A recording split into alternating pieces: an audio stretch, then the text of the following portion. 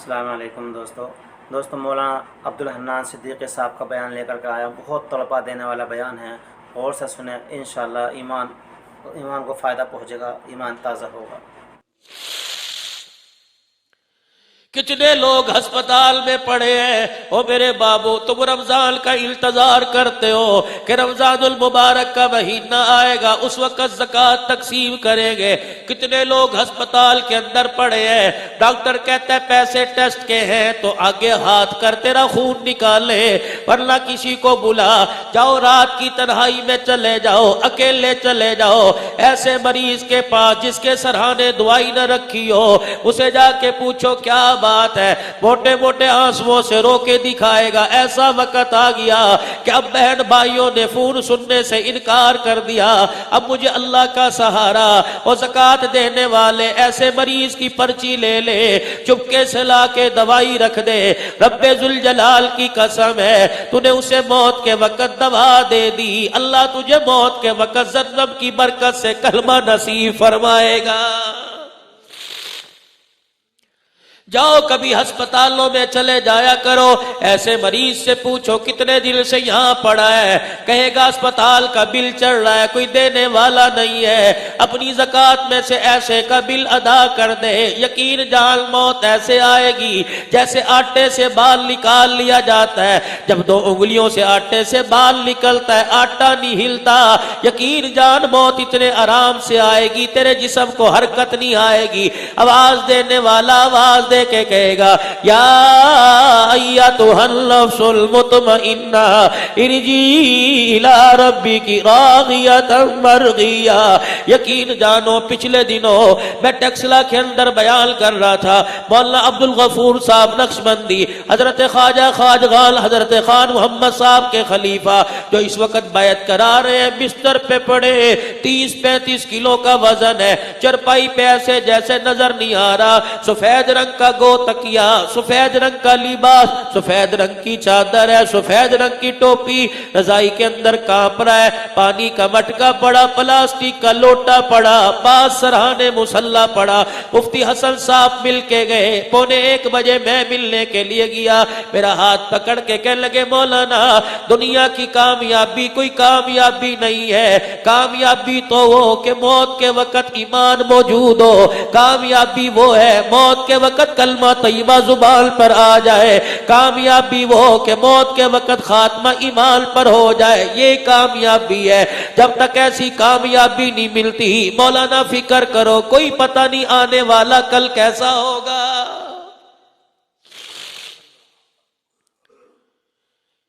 اتنی بے حسی نہ دکھاؤ، کیا تم روزانہ نہیں دیکھتے جنازہ گھر سے اٹھ رہا ہے، معصوم معصوم کلیاں، معصوم معصوم بچیاں، گلے میں کسی کے دوپٹہ، کسی کے سر پہ دوپٹہ، کسی کے پاؤں میں ایک جوتا، کسی کے پاؤں میں جوتا نہیں، چرپائی پکڑ کے پیر پکڑ کے، چرپائی کے پائے پکڑ پکڑ کے دوڑ رہی ہیں، محلے والے دھکے دے کے اندر کر رہے ہیں۔ یہ معصوم معصوم کلیاں جنہوں نے بھی پوری طرح کھلنا نہ سیکھا، انہیں پتہ ہے میں دونوں ہاتھوں میں معاشرہ لے کے مسل دے گا، دروازے پہ کھڑے ہو کے چگاڑتی ہے اور بار بار کہتی ہے چاچو جی میرے ابو کو کہاں لے کے جا رہے ہو؟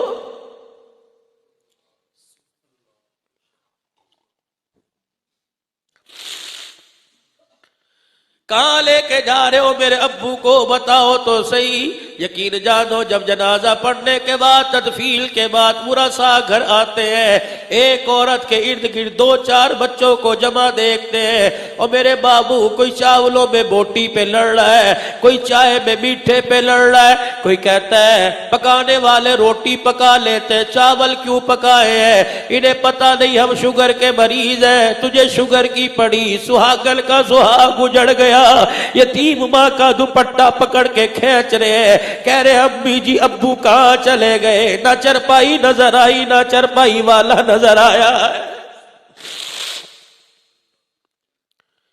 شام کو بیٹا جوان آیا، اللہ اکبر، کسی نے سر پہ ہاتھ نہ رکھا، اللہ اکبر، ہر طرف سے آواز آ رہی ہے کل کل خانی ہے، کیا کرو گے، کیا پکاؤ گے؟ مشورہ دینے والے سارے ہیں، کوئی کہتا 2 چاولوں کی دیگیں بڑی ہے، 8 کلو کا زردہ پکوا لے، کوئی کہتا 2 قورمے کی دیگیں، نان بنوا لو، میٹھے کی ضرورت نہیں۔ سارے ظالم بن گئے، ساروں نے بڑے بڑے چھرے ہاتھ میں پکڑ لیے، مشورہ دینے والے سارے نظر آ رہے ہیں، کان میں کوئی یہ نہیں پوچھتا باپ کا کفن نقد لے کے آیا کہ ادھار لے کے آیا ہے۔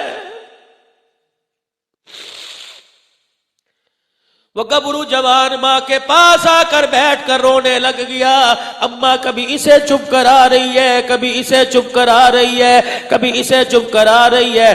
جوان سے پوچھا تو تو مجھے سہارا دے، تو بھی رونے لگ گیا۔ وہ رو کے کہتا اماں جی یہ بریانی کھا کے سارے چودھری بن کے باہر بیٹھے ہیں، ان میں میرا چاچا جان بھی ہے، ان میں میرا تایا جان بھی ہے، ان میں میرا پھپھا مامو جان خالو خالہ جان بھی ہے، سارے رشتہ دار بیٹھے ہیں۔ وہ کہہ رہے جو قبرستان میں تیرے سے اعلان کروایا تھا کل کل خانی ہے، ساری برادری دروازے پر آ جائے گی، بتا کل کیا التزام کرنا ہے۔ سن کے ماں نے رونا شروع کر دیا، جوان اولاد کے کندھے پر سر رکھ کے رونا شروع کر دیا اور روتے ہوئے کہنے لگی تجھے پتہ نہیں جس کا جنازہ اٹھا کے لے کے گئے ہو اس کی بیماری پہ لاکھوں خرچ ہوا، ابھی بھی 50,000 روپے کے مقروض ہے، بجائے قرضہ اتارنے کی سوچنی چاہیے تھی، ایک اور 50,000 روپے کا انجیکشن تیار کر دیا۔ رو کے کہتی ہے بیٹی تجھے پتہ ہے میرے پاس کچھ نہیں۔ بیٹا کہتا ہے ابو جی چلے گئے، اب تو ادھار بھی رشتہ دار کوئی نہیں دے گا، امی بتاؤ کیا کریں، برادری میں ناک نہ کٹ جائے۔ یہ سفید کپڑے پہننے والے، گو تکیاں پیچھے رکھنے والے، 4 حقوں کی چلمیں جلی ہوئی ہیں پاس رکھنے والے، پاکستان کے اخبار پڑھنے والے، کہکے لگانے والے، حکومتوں کی باتیں کرنے والے خاک ثواب پہنچائیں گے۔ یہ اندر بیٹھ کے کہہ رہے امی کیا کروں، کرنا تو پڑے گا۔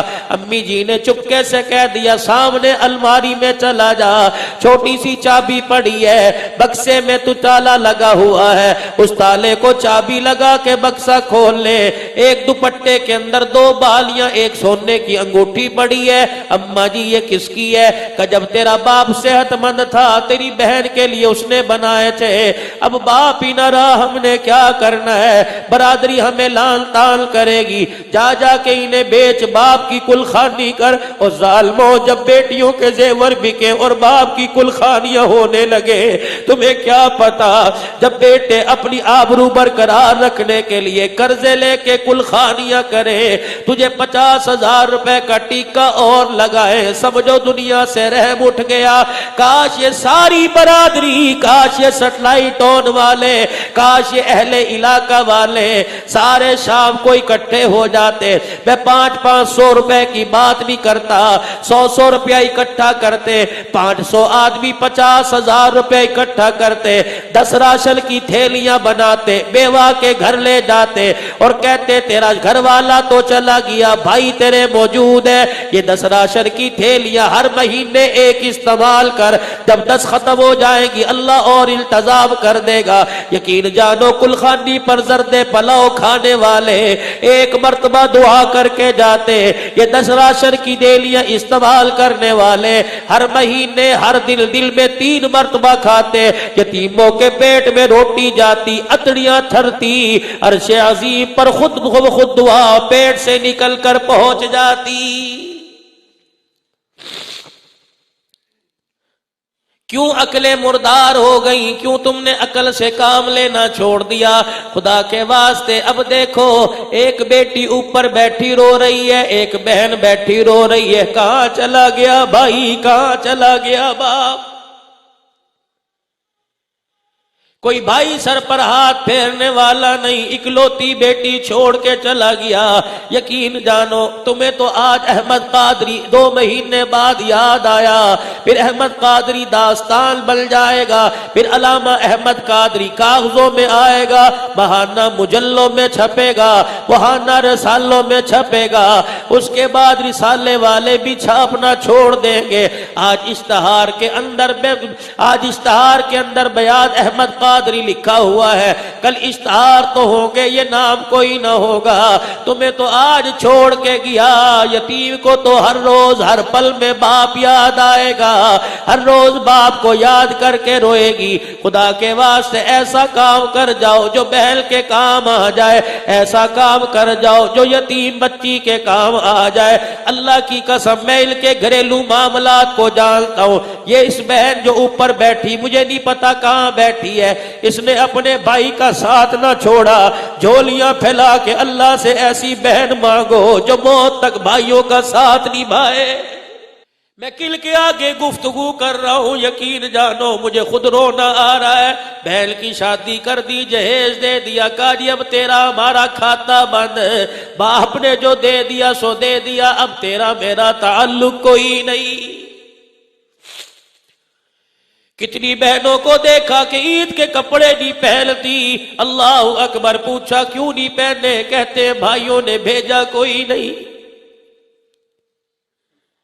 کتنی بہنیں دروازے پر آ کے چڑھی، بھائیوں نے دیکھ کے ماتھے پہ بل چڑھا لیے، گھر کے اندر داخل ہوئے، بیوی نے یوں دیکھا اور شوہر کو اندر بلایا، کہنے لگے پھر یہ چڑیل آ گئی۔ جب بھائیوں کے گھر میں بہنیں چڑیل بن جائے، سمجھو قیامت آنے والی ہے۔